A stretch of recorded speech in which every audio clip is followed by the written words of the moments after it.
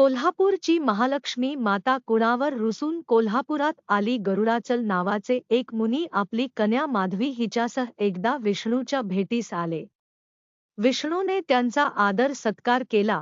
बालवयातील माधवी अजाणतेपणे विष्णूजवळ जाऊन बसली. हे पाहून लक्ष्मीला राग आला व तिने तिला घोड्याचे तोंडाची होशील असा शाप दिला. हे ऐकून क्रोधित झालेल्या गरुडाचलाने लक्ष्मीला तू हत्तीण होशील असा शाप दिला. हत्तीण रूपातील लक्ष्मी येथे आली व तिने पापमुक्तीसाठी तपश्चर्या सुरू केली. ब्रह्मदेवानी तिला पापमुक्त करून तिचे नाव महालक्ष्मी ठेवले. या स्थानाविषयी कोल्हासूर वधाची कथा प्रचलित आहे.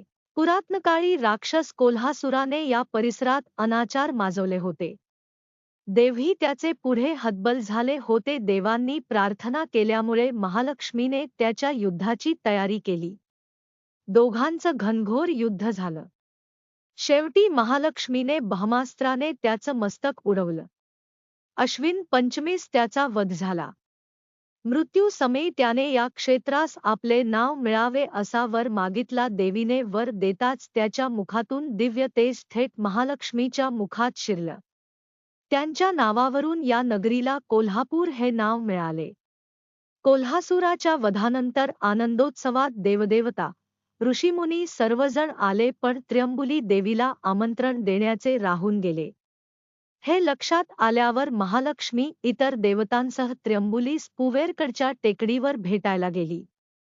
त्र्यंबुली रुसली होती. तिची समजूत काढून तिला येण्याची विनंती केली. तेव्हा तू करवीरक्षेत्री जा, माझा राग गेला, पण मी येणार नाही असं तिने सांगितलं व तिने तेथेच वास केला. तिरुपतीची रुसून आलेली पहिली पत्नी म्हणून महालक्ष्मी कोल्हापुरात आल्याची कथा ही सांगितली जाते.